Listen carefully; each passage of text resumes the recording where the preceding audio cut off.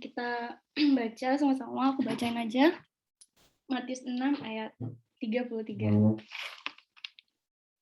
Tetapi carilah dahulu kerajaan Allah dan kebenarannya, maka semuanya itu akan ditambahkan kepadamu. Sekali lagi aku mau bacakan, tetapi carilah dahulu kerajaan Allah dan kebenarannya, maka semuanya itu akan ditambahkan kepadamu. Ayat ini sangat terkenal ya, sering banget kita bacakan gitu kan. Dan ayat ini ternyata juga ada di perikop yang super terkenal, yang selalu sering banget kita dengar di renungan harian, juga di mana? Dibawain di khotbah gitu kan. Dan perikop ini mengenai hal kekhawatiran itu selalu menegur kita, selalu mengingatkan kita kalau kita dalam keadaan yang lagi khawatir atau takut dalam dalam kehidupan ini, terutama untuk pemenuhan kebutuhan jasmani gitu. Ketika aku baca perikop tentang hal kekhawatiran, sebenarnya poin penting yang terdapat di dalam perikop ini mengenai hal kekhawatiran itu ada di ayat yang barusan kita baca. Lebih tepatnya ada di kalimat pertama ya. Tetapi carilah dahulu kerajaan Allah dan kebenarannya. Poin penting yang ada di dalam perikop ini tuh ada di situ. Carilah dahulu kerajaan Allah dan kebenarannya. Tuhan Yesus kan yang mengemukakan firman Tuhan ini. Di sini Tuhan Yesus tuh mau mengajak kita untuk menjadi manusia nggak terbatas. Melalui kalimat carilah dahulu kerajaan Allah dan kebenarannya, Tuhan itu mau mengajarkan kita menjadi manusia yang tidak terbatas. Menjadi orang yang punya pemikiran tidak terbatas, menjadi orang yang punya jangkauan pandang yang nggak terbatas. Kok aku bisa bilang gitu sih? Gitu. Kenapa nggak terbatas? Apa hubungannya? Gitu. Hubungannya adalah kita tahu bahwa Allah itu nggak terbatas. Carilah dahulu kerajaan Allah. Allah dan kerajaannya itu sesuatu yang tidak terbatas, tidak bisa dibatasi. Makanya di ayat Alkitab yang lain dikatakan bahwa kita harus menyembah Allah dalam roh dan kebenaran. Artinya dalam roh dan kebenaran, Tuhan itu tidak dibatasi oleh ruang dan waktu. Tuhan tidak dibatasi oleh keadaan, kondisi kita saat ini, masalah-masalah. Tuhan nggak dibatasi oleh hal itu. Makanya Tuhan mau kita punya jangkauan pandang yang tidak terbatas seperti Dia gitu.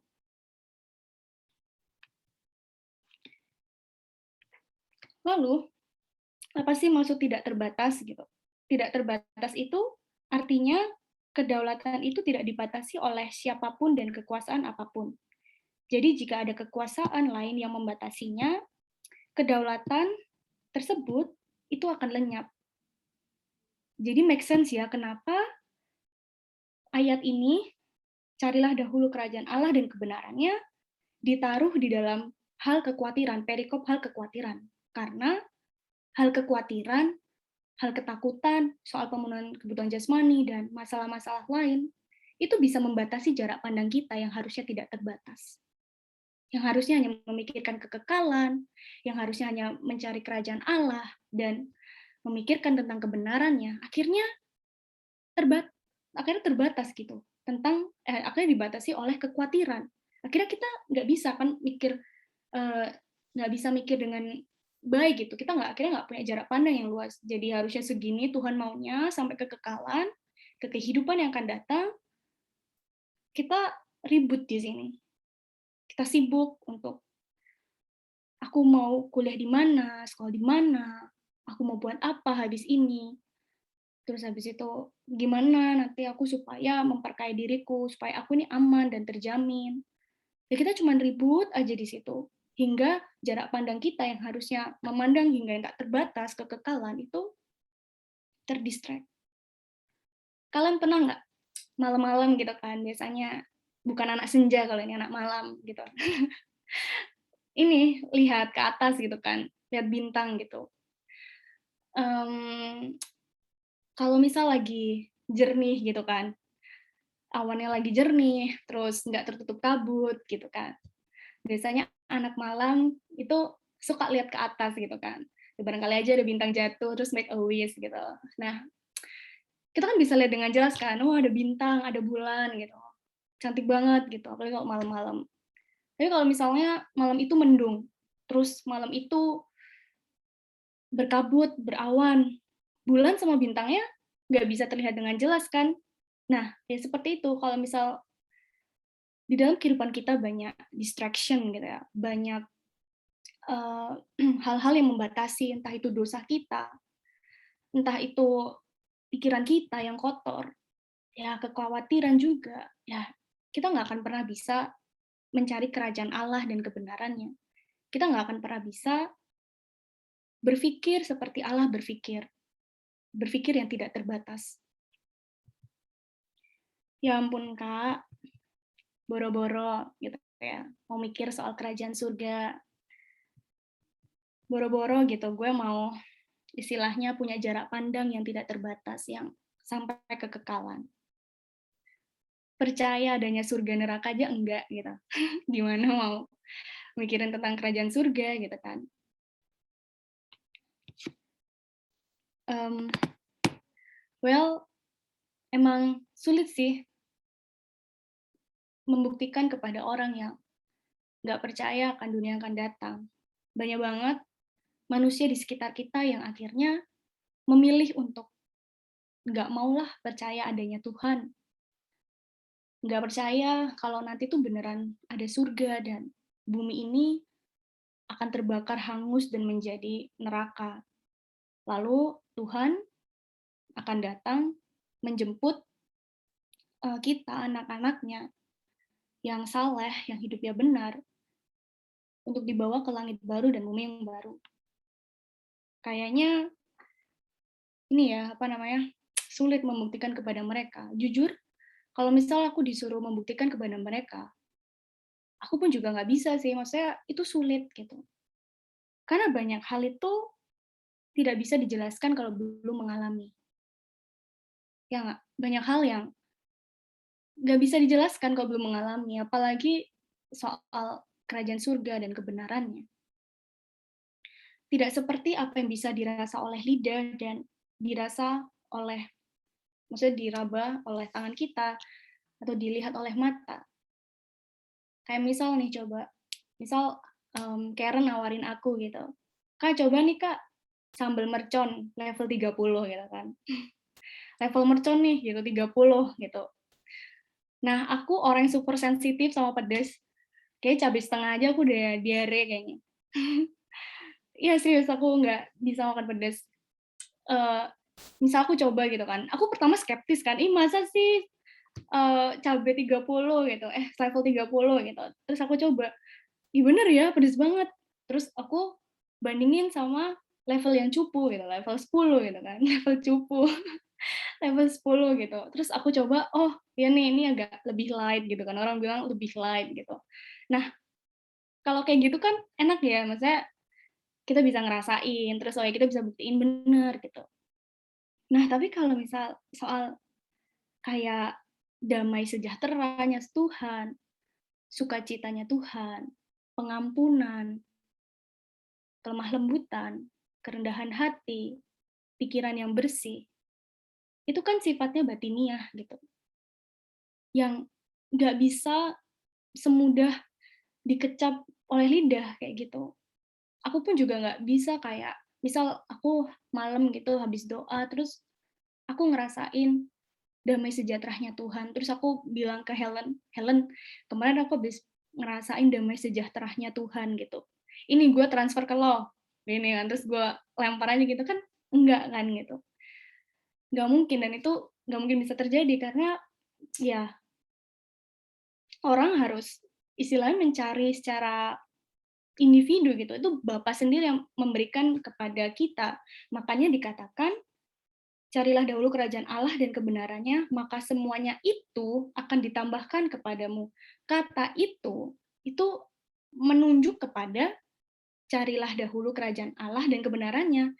Ya, kalau kamu mencari kerajaan Allah, kamu mencari kebenarannya, ya makanya itu akan ditambahkan kepadamu. Kamu mengejar kekudusan, kamu belajar berpikir menjadi manusia yang tidak terbatas, berpikir hingga kekekalan. Ya, kalau kamu mencari, ya itu akan ditambahkan kepadamu. Kata itu nggak refers to hal yang sebelum-sebelumnya, yang pemenuhan kebutuhan jasmani. Misal kalau kamu udah mencari kerajaan Allah dan kebenarannya, maka hal jasmani akan ditambahkan kepadamu nih, gitu. Enggak. Kata itu ya kerajaan Allah dan kebenarannya, ya itu akan ditambahkan kepadamu. Makanya sulit banget untuk kayak bisa mentransfer gairah spirit hal-hal kayak gitu. Itu harus dirasakan secara pribadi. Dan juga nggak bisa gitu. Kalau misal Helen juga nanya, Kak gimana sih arti damai sejahtera itu apa gitu. Ya mungkin aku bisa sih kasih definisi kata-katanya gitu. Ini loh Len, damai sejahtera itu adalah perasaan yang ketika kamu merasakan itu kamu tenang, kamu merasa damai gitu. Lah, sebagus-bagusnya aku mendefinisikan kalimat itu nggak akan bernilai apa-apa kalau misal Helen nggak ngalamin. Itu nggak akan bernilai apa-apa buat Helen gitu. Helen nggak akan ngalamin itu kalau misal Helen nggak nyari sendiri kan kepada Tuhan. Nah, masalahnya mereka yang tidak percaya tadi itu, mereka berani nggak untuk mengambil keputusan mengalami damai sejahtera Allah, sukacita surga, pengampunan, pikiran yang bersih, dan lain sebagainya. Berani nggak untuk percaya gitu. Seperti halnya ketika kita diajak orang tua kita pergi gitu. Ayo ikut mama pergi ke A gitu. Di sana makanannya enak-enak gitu kan. Nah, pasti kita awalnya skeptis kan, masa sih benar. Nah, makanya kita percaya dulu, oke gue percaya mama. Terus akhirnya gue berani melangkah pergi gitu kan, pergi ke tempat itu dan membuktikan. Hal ini juga aku alami ketika aku kemarin pulang ke Indonesia. Nah, di daerah Jakarta itu ada tempat hits Peak ya, Pantai Indah Kapuk. Itu kayaknya katanya tempat hits ya, tempat hits Jakarta gitu. Nah, waktu itu diajak teman-teman Home KG6 pergi ke Peak gitu. Ayo ketemuan di Peak gitu kan. Kita sama-sama pergi ke Peak gitu. Nah, gue sebagai anak gaul baru Jakarta gitu. Enggak sih, gue nggak gaul. Jadi ya orang tua udah lama tinggal di Jakarta, tapi gue selalu spend time di Jakarta tuh bentar-bentar. Jadi nggak tahu tuh Peak itu apa. Yang ada dalam pikiran gue, oke, Peak Pantai Indah Kapuk, fix ini pantai gitu kan. Di pikiran gue cuma oke, pantai gitu. Terus gue mikir, oke, gue bakal diajak ke pantai. Dan pikiran gue kayak, oke, gue bakal diajak ke pantai gitu kan. Nah, terus Eve bilang, wah Kak, di sana tuh banyak restoran, banyak banget. Makanannya tuh ya enak-enak. Terus kita harus milih nih restoran yang mana gitu. Terus gue mikir, alah, masa iya gue nggak percaya? Hah? Pantai mah biasanya ya kayak Jimbaran gitu kan, pantai seafood atau warung-warung Indomie gitu kan sih? Kayak gitu-gitu kan, ini namanya pantai kan, misalnya makan warung Indomie gitu kan di pinggir-pinggir. Terus gue mikir, hah? Ada restoran, harus reservasi lagi kan? Gue mikir bingung, makan Indomie harus reservasi ya? Gitu kan, gue biasanya makan Indomie di pinggir pantai kagak pakai reservasi, ini pakai reservasi gitu. Oke lah, gue percaya aja, udah Ve atur gitu kan. Terus gue lihat Evan nunjukin buku menu dan kayak buku kayak websitenya gitu. Ini mah restoran bagus amat gitu kan. Oke lah, gue percaya aja gitu. Nah, terus singkat cerita pergilah bareng-bareng sama anak Home KG12 gitu. Gue ada lah sama mereka. Kan lewat tol kan. Nah, itu tolnya besar banget. Itu gue berasa kayak bener-bener anak yang kagak pernah pergi jalan jauh gitu kan. Terus dia Peak itu kayak pulau tersendiri gitu, kayak pulau tersendiri, kayak tempat tersembunyi aja menurut gue. Terus pas keluar dari tol, terus gue kaget kan, tuh gue sekaget-kagetnya sih, kayak lah gede banget, itu bener-bener kayak perumahan, kayak tempat yang dibangun cuman isinya restoran doang, literally kayaknya ada ratusan restoran di situ, banyak banget. Terus gue mikir, mana pantainya, ini mah tempat jajan gitu kan, mana pantainya, ini mah tempat jajan gitu. Terus ini mah food junction, ini mah kayak food court gitu. Terus gue baru percaya kan, oh bener ya, ternyata apa yang dikatakan Eve dan teman-teman tuh benar, ternyata Pantai Indah Kapuk ini banyak makanannya. Nah itu kan tadi gue berani percaya kan, terus akhirnya ya gue akhirnya berani juga untuk melangkah pergi gitu kan, pergi ke peak gitu. Nah sama aja dengan kalau misal kita mau mengalami Tuhan, ya kita harus percaya dulu bahwa Tuhan itu ada, bahwa emang kerajaan surga itu ada, bahwa ya Tuhan itu akan kembali. Nah nanti berjalannya waktu, ketika kita semakin mencari Tuhan dan kebenarannya, kita belajar untuk melangkah, melakukan firman-Nya. Nanti Tuhan itu akan tambahkan hari demi hari pengertian-pengertian, Tuhan akan tambahkan istilahnya damai sejahteranya, Tuhan akan menambahkan segala hal yang ada padanya sehingga orang nggak perlu istilahnya nggak perlu harus lihat dengan kasat mata surga itu kayak gimana, tapi udah bisa ngalamin atmosfernya gitu. Atmosfer damainya, atmosfer kayak gairah surga yang berbeda gitu. Gue nggak tahu sih cara menyampaikannya gimana gitu. Tapi yang pasti gairah tersebut beda gitu. Makanya ketika ada yang bertanya mungkin daripada kita atau gue sendiri gitu kan, dulu gue juga skeptis gitu. Kayak apa sih sebenarnya gairah surgawi itu, kayak apa sih damai sejahtera, kayak apa sih ngerasain Allah itu kayak apa gitu. Dulu gue bertanya-tanya gitu, kayak apa ya? Gue nggak bisa bedain, bener nggak sih apa yang gue rasain ketika gue doa, emosi ini tuh beneran emosi yang dari Allah gitu. Tangisan gue ini beneran nggak sih kayak tangisan yang gue ngerasa seneng ada hadirat Allah gitu, ngerasain hadirat Allah. Skeptis sih pada saat itu, tetapi ternyata setelah aku belajar untuk ya menekuni kebenaran, berani meninggalkan segala dosa, berani melepaskan segala keinginan, ikatan terhadap waktu itu gue terikat sama pacar gue, terus habis itu terikat sama hal-hal yang nggak bener.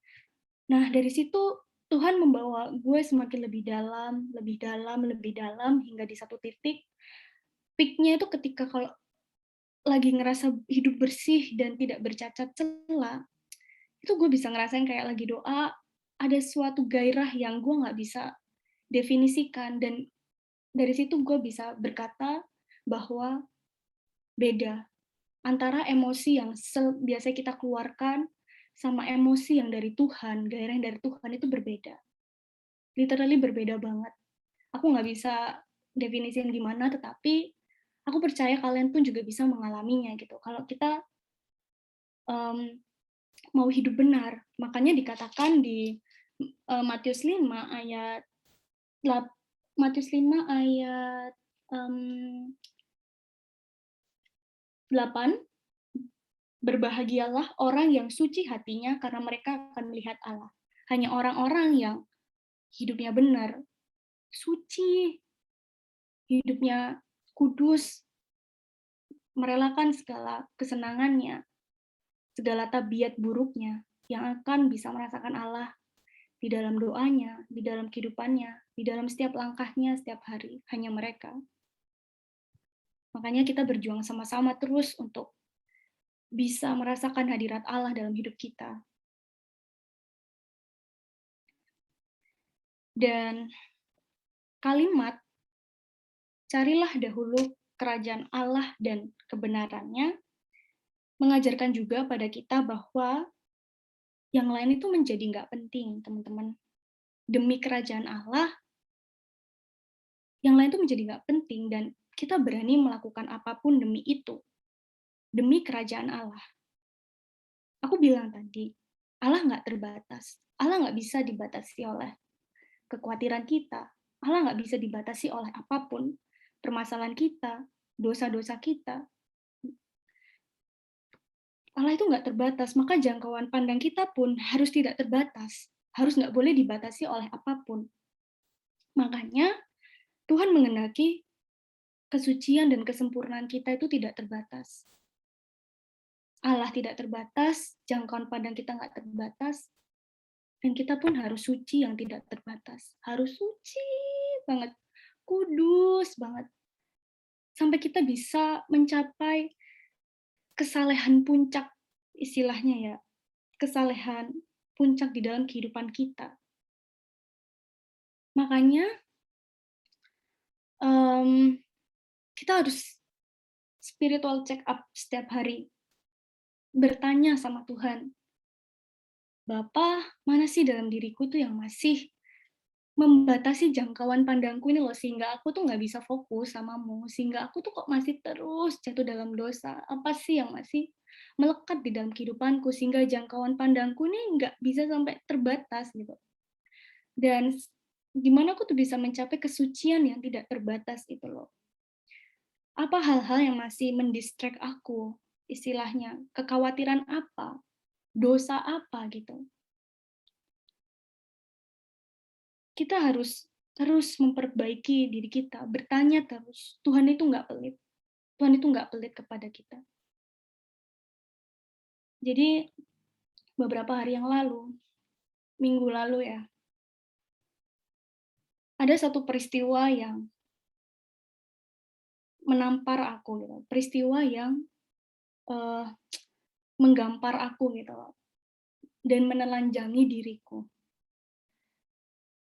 Peristiwa yang aku bilang itu bukan kecil juga nggak besar, tapi medium. Bisa dikatakan medium. Aku benar-benar speechless lebih tepatnya. Karena aku gagal gitu. Aku bilang, aku gagal. Boleh dikatakan mungkin aku bisa dikatakan aku berdosa di situ. Aku ditelanjangi sama Tuhan gitu, monster-monster dalam hidupku. Jadi pada malam itu, hari itu, ya aku terlibatlah satu adu pendapat gitu. Ada ya namanya aja manusia kan pasti punya pendapat gitu kan. Adu pendapat gitu. Terus kayaknya karena aku juga lagi cranky gitu kan, lagi ya, kayak moody pada saat itu. Nah, aku melemparkan suatu pernyataan yang itu keliru, itu salah total. Pernyataan yang membuat jadi miskomunikasi. Jadi yang menerima itu juga akhirnya naik darah. Gue naik darah, tuh naik darah gitu kan, bom gitu, udah kayak bom gitu kan. Itu aku ketampar banget. Itu totally aku yang salah. Itu totally aku yang salah. Karena aku yang menyulut gitu. Aku yang menyulut. Dan aku berkata, aku berdosa sih pada saat itu. Dan oke lah, malam itu kita akhiri dengan, ya maaf gitu kan. Tetapi gue tahu, gue telah nyakitin dia dan kayaknya ya kita saling menyakiti pada akhirnya gitu. Karena gak bisa jaga diri pada saat itu. Dan setelah dari perdebatan yang panjang dan sangat tegang pada malam itu, aku nangis selama 2 harian, 3 hari aku nangis. Aku nangis terus gitu. Kayak malam itu dan malam-malam selanjutnya tuh aku jadi kelabu istilahnya. Aku merenung aja gitu. Aduh, kenapa sih gue kayak gini? Rasanya gue jatuh dalam dosa ini, kayak gue berasa jatuh dalam dosa gitu yang sangat kelam pada satu. Gue meratap aja, Tuhan, kenapa sih gue kayak gini gitu. Gue rasanya permintaan maaf gue ke Tuhan itu kayak nggak ada ininya, kayak nggak ada artinya gitu loh. Nah terus ketika gue lagi berdoa atau lagi merenung aja gitu kan, Tuhan itu memperlihatkan monster-monster dalam kehidupan gue gitu, yang istilahnya yang masih gue hidupi. Tuhan bilang, nih loh, lo masih punya ini, lo masih punya ini, lo masih ini, dan lo masih punya ini, dan lo ada ini gitu. Terus gue sedih kan, aduh ternyata ini masih gue hidupin nih yang ini.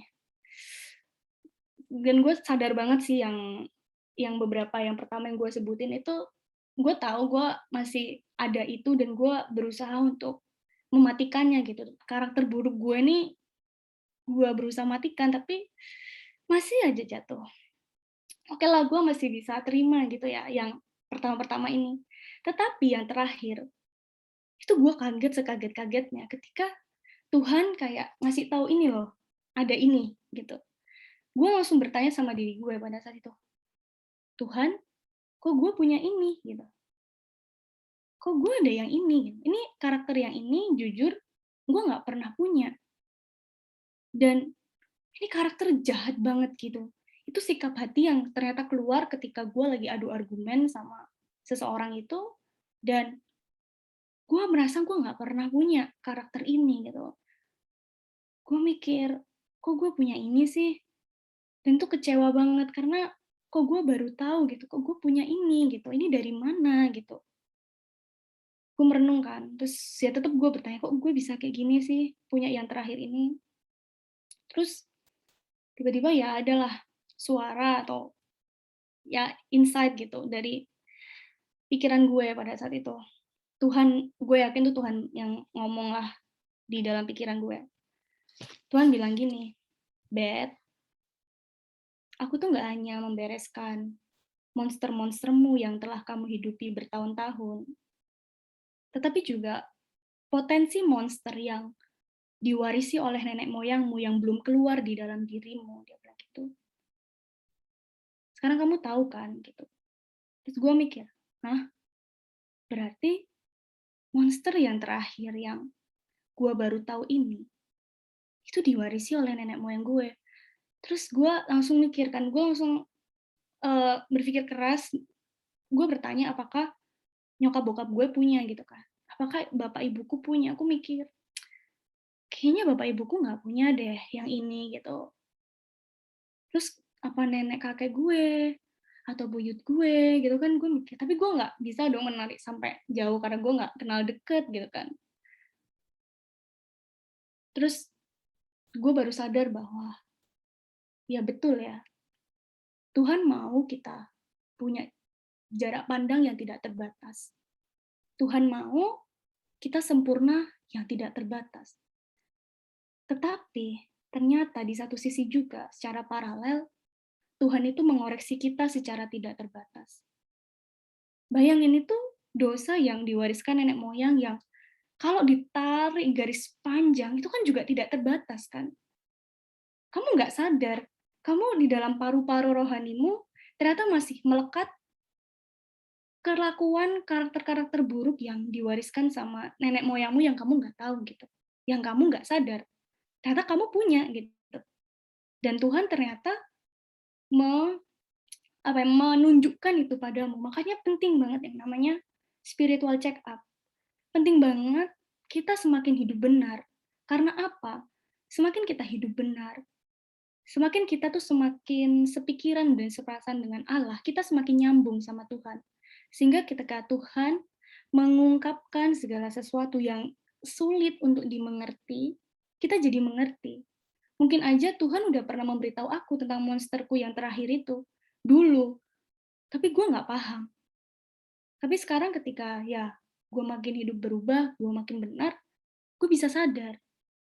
Di situ gue langsung kayak nggak ngerti, gue langsung kayak speechless dan gue merasa berterima kasih sama Tuhan karena ternyata Tuhan nggak hanya membereskan monster gue, monster-monster kita yang udah kita hidupi bertahun-tahun, tetapi juga monster yang diwarisi nenek moyang yang belum keluar dalam kehidupan kita, yang belum kita terjemahkan dalam ini loh, dalam apa namanya, dalam kehidupan kita.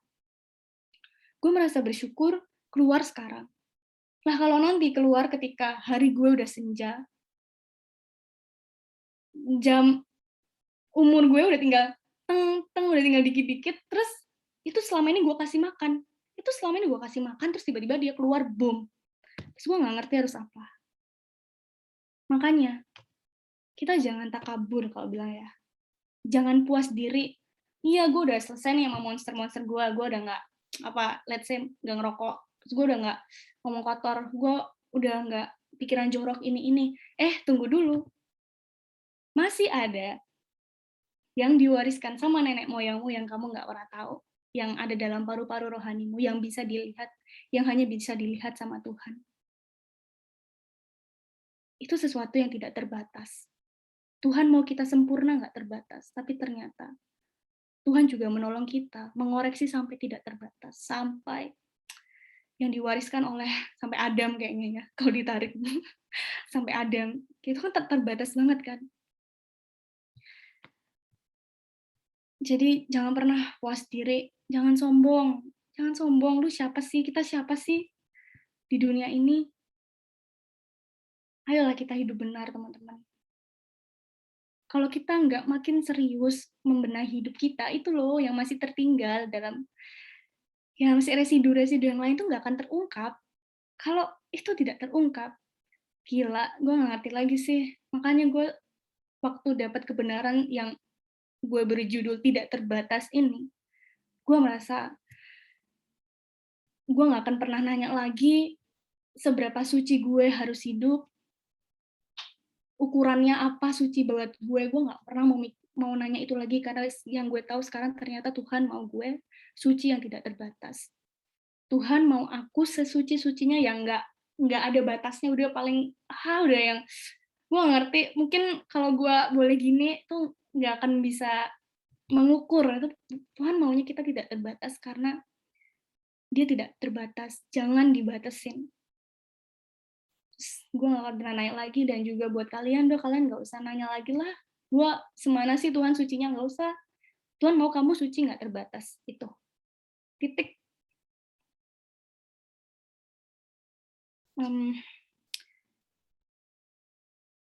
Gue gak tahu lagi sih harus ngomong apa waktu gue mikir itu gitu. Makanya ketika maksudnya ada ciri-ciri kalau misal kita tuh belum punya jarak pandang yang tidak terbatas. Ada ciri-ciri yang orang yang ternyata belum sebenarnya memikirkan kekekalan, padahal dia renungan harian kita, khotbah-khotbah dan lain sebagainya udah ngomongin LB3, tetapi ada satu ciri di mana kalau misal kita tuh ternyata belum memandang sampai langit baru bumi baru, yaitu ya seperti yang di perikop tadi ya, kalau kamu masih khawatir, kamu masih takut, yang mencengkram kamu, kita masih terganggu sama omongan orang, kita masih gampang emosi, kayak aku tadi, aku emosi, aku salah ngomong, aku salah ucap, terus aku masih terganggu sama misal orang pamer gitu, terus kita bilang, ih ini orang pamer banget sih gitu.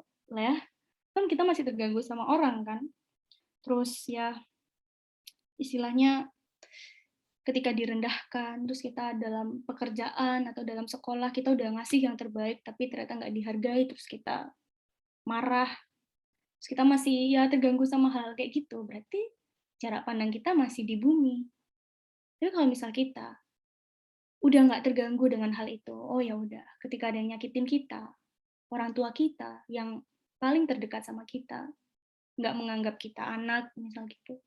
Orang tua kita nggak acuh sama kita.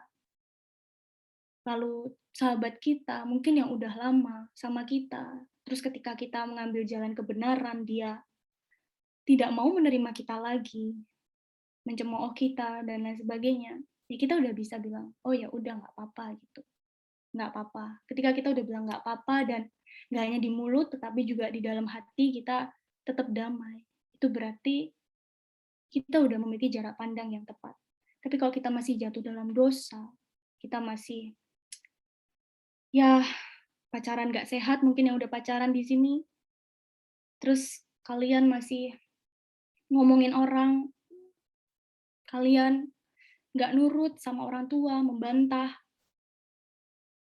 dan lain sebagainya. Kalau kita masih jatuh dalam dosa dan masih salah terus, oke kita belum fokus, berarti kita belum bisa, berarti kita belum punya fokus yang tepat gitu. Kalau orang udah punya fokus yang tepat, orang yang benar-benar jarak pandangnya udah kekekalan, yang tidak terbatas itu, dia pasti nggak akan mau hidup dalam dosa. dia pasti akan menjaga hidupnya dengan sungguh-sungguh. Gue percaya sih itu. Dan gue pun masih berjuang. Ternyata setelah kemarin itu, ya gue merasa oke, ternyata gue masih belum punya jarak pandang yang benar. Gue berarti selama ini ngomong LB3, tetapi gue cuma di mulut. Gue masih salah. Oke, gue berjuang lagi, gue gak akan menyerah sih.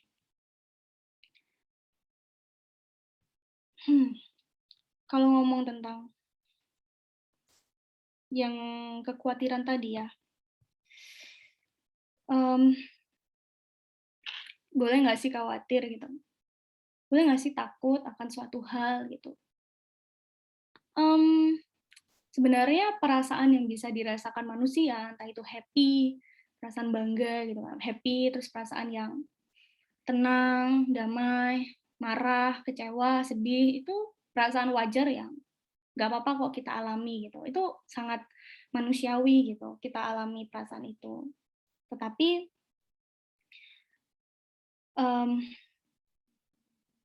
yang bikin salah adalah kalau misal kayak khawatir gitu, terlalu berlebihan gitu.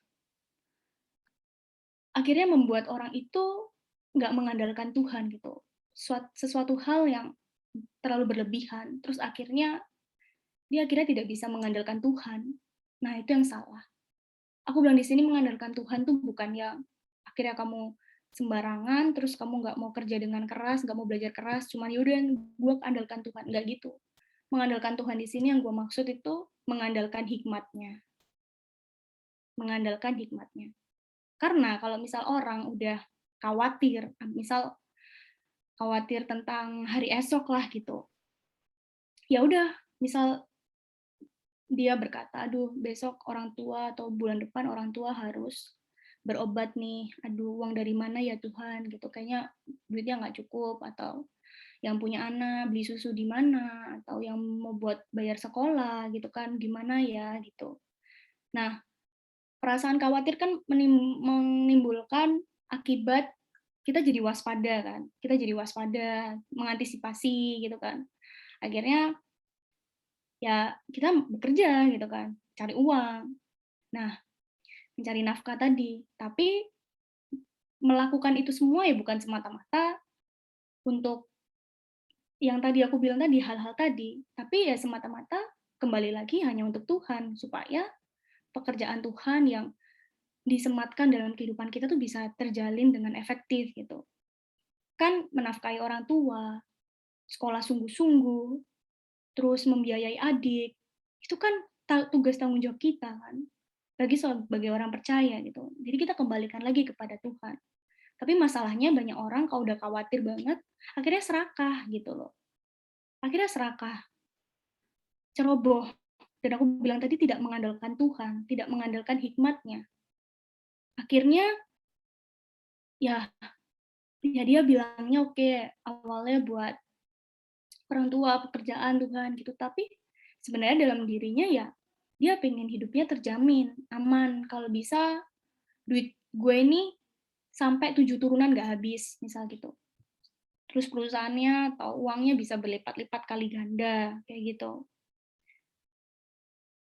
Kalau orang yang nggak mengandalkan hikmat Tuhan, akhirnya dia mengandalkan hikmatnya sendiri, nanti planning-planning hidupnya, rencana-rencana yang dia lakukan, apapun keputusan pilihannya, itu nggak akan pernah melibatkan Tuhan gitu. Itu akan melibatkan pikirannya sendiri, mana yang terbaik buat dia, yang menguntungkan dia, pokoknya menguntungkan diriku, aku, nggak peduli orang lain kayak apa, pokoknya aku. Nah itu, nggak melibatkan Tuhan, nggak mengandalkan Tuhan. Pokoknya aku sukses gitu, ini berhasil. Tapi nggak melihat orang lain di sekitar itu gimana, kayak gitu. Ya bodo amat gitu kan. Nah, tapi kalau misal kita sebagai orang percaya, umat pilihan yang mengandalkan Tuhan, ya kita harus melibatkan Tuhan, pemakai hikmatnya. Jatuhnya ya kita, Tuhan nggak melarang kita kok untuk ngeplan gitu. Misal nih kan aku selesai, abis ini aku misal internship, nah terus kan ada terbuka banyak opsi kan, ada kuliah lagi S2 atau kerja atau usaha misal gitu kan. Ya aku terbuka sama semua opsi itu gitu loh. Aku terbuka, aku nggak yang ini harus ini, enggak. Aku terbuka sama semua opsi.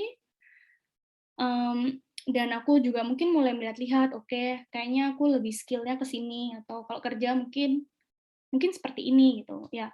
Tapi balik lagi kepada Tuhan, Tuhan aku berserah gitu, yang penting aku kerjakan yang terbaik gitu. Kita harus fleksibel istilahnya kalau sama Tuhan itu. Mengandalkan Tuhan, melibatkan Tuhan, mengandalkan hikmatnya itu harus fleksibel. Jadi ketika Tuhan arahkan kamu ke sini deh gitu. Coba kamu sekarang ke sini gitu. Kayak misal, taruh kata misal di sini ada Ilda kayaknya. Nah, Ilda kan bilang kan, dia, aku nggak dia sekarang, kuliah jurusan akuntansi atau apa gitu, tapi dulu sebelumnya dia pengen jurusan matematika, kalau nggak salah, seperti itu. Berarti bener ya kalau nggak salah. Nah, kan dia kan nggak tahu, tapi ternyata Tuhan arahkan dia ke sini gitu. Mungkin itu suatu hal yang nggak pernah dia pikirkan kan, itu suatu hal yang ya Tuhan yang mikir itu, yang kayak nggak terbatas kan, ya bener, oke. Itu kan suatu pikiran yang tidak terbatas, maksudnya dia nggak mikir loh sampai situ, tapi Tuhan mikir, "Oke, kamu kuliah ini." Karena Tuhan tahu apa yang akan terjadi nanti, kira-kira kalau gini, kamu berpotensi loh gitu. Kita sekarang nggak tahu, ya kita nikmati aja ketidaktahuan kita, nggak perlu semua halnya harus terjawab sekarang kok. Kalau semua halnya terjawab sekarang, kita bakal pertama, kalau misal ternyata itu sulit, kita menyerah. Yang kedua, kalau misalnya itu terlalu gampang, kita, sombong.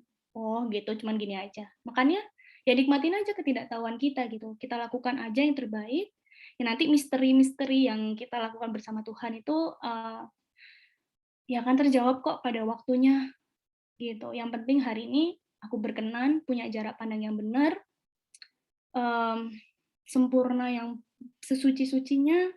Nah, itu aja fokus kita. Kita harus fleksibel lah sama Tuhan. Tuhan mau arahin kemana aja, aku siap gitu.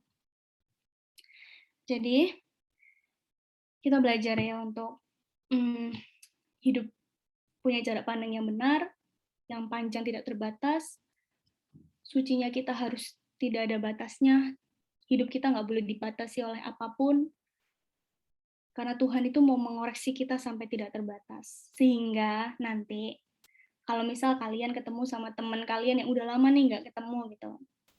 Misal let's say, Cindy gitu kan, "Hey Sin, apa kabar lo?" Gitu. Biasanya kan orang kan suka nanya gini kan, "Apa yang baru dari hidup lo?" Gitu kan, yang gue belum tahu nih, kan kita udah lama nggak ketemu gitu.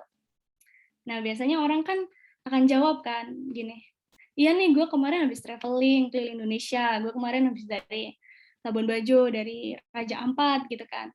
Nah, terus ada lagi yang jawab, "Ya kemarin gue habis menang tender, kemarin gue habis keterima sini-sini," gitu kan. Nah, biasanya itu rata-rata itu gitu, dan sering banget gue dengar gitu wawancara, mereka jawabnya rata-rata itu gitu. Nah, kita sebagai orang percaya, kalau misal ditanya, "Cindy, apa sih yang baru dari hidup lo?" Gitu. Ya Cindy harus dengan bangga bilang, "Yang baru dari gue makin sempurna. Yang baru dari hidup gue udah makin lepas nih dari pornografi, gue udah makin lepas nih dari hidup nggak benar, gue bisa nih, eee, meninggalkan segala kesenangan gue. Itu yang terbaru dari gue," gitu. Gue seneng banget, gue makin cinta sama Tuhan, gue makin dekat, gue makin rindu pulang. Nah, itu yang paling terakhir, gue makin rindu pulang. Itu yang harus terbaru dari kalian. Karena ya kesuksesan-kesuksesan di dunia ini, ya semua ada tatanannya, apa yang kamu tabur, kamu tuain, istilahnya kayak gitu. Kalau mau kerja keras, ya kamu pasti akan bisa menuai yang lebih, yaitu manusia lain juga bisa, tetapi untuk hidup berkenan kepada Tuhan, mencapai kesucian yang sangat salah, itu hanya segelintir orang. Itu kan yang keren kan, itu yang cakep, ya nggak?